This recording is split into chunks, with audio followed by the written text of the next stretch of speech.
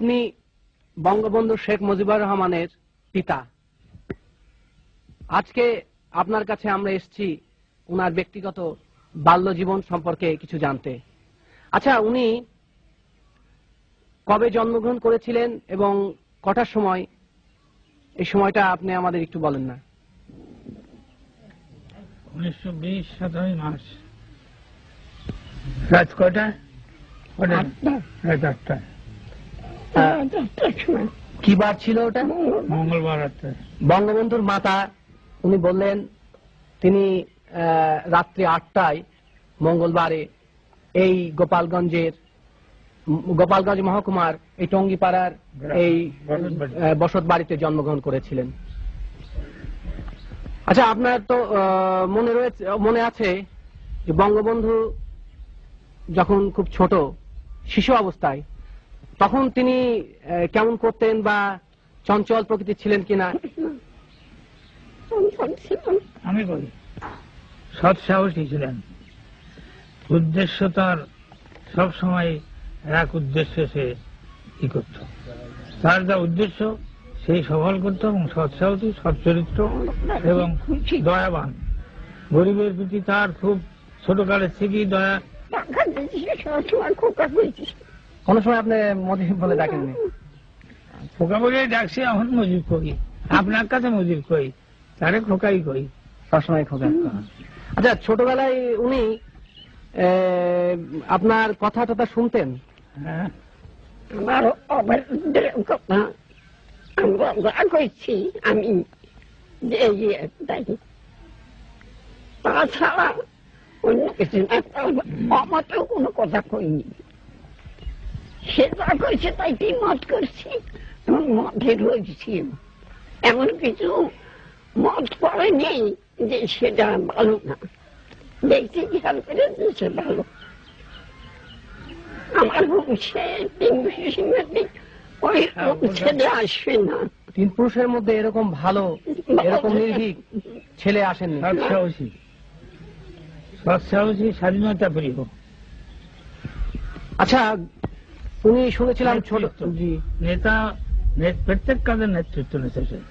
যেখানে যাও, স্কুলে ছাত্রের মধ্যে নেতৃত্ব নিতে, মাস্টার পর্যন্ত লেখাপড়া না শিখে একজন আছে হেডমাস্টার, মিশন স্কুলে পড়তো, তো মিশন স্কুলে একটা হেডমাস্টার আসলো, সে পড়াতে পারতো না, ভালো লেখাপড়া জানতো না, কিন্তু সে হেডমাস্টার হয়ে আসলো। তখন তার বদলাতে হবে, মিশনের মেম্বারদের কাছে বলে শোনে না, তখন হোল স্কুল সে স্ট্রাইক করায়। হোল স্কুল মানে সমস্ত স্কুল স্ট্রাইক করে দিল, স্ট্রাইক করে দেয় ছাত্ররা। সব ছাত্রের নেতৃত্ব নিল, নেতৃত্ব নিয়ে স্ট্রাইক করে তারে সেখান দিয়ে সরাইয়া অন্য মাস্টার হলো। তাহলে ছোটবেলার থেকেই স্কুল অবস্থা থেকেই তার যে ওই নেতৃত্ব সুলভ একটা ছিল আপনার মনোভাব, সেটা আপনার লক্ষ্য করেছেন। বঙ্গবন্ধু শেখ মুজিবুর রহমান মানে আপনাদের খোকা, উনি তো লেখাপড়ায় যতদূর আমরা জানি উনি বেশ বাইরের বই পড়তেন এবং লেখাপড়ায় খুব মনোযোগী ছিলেন।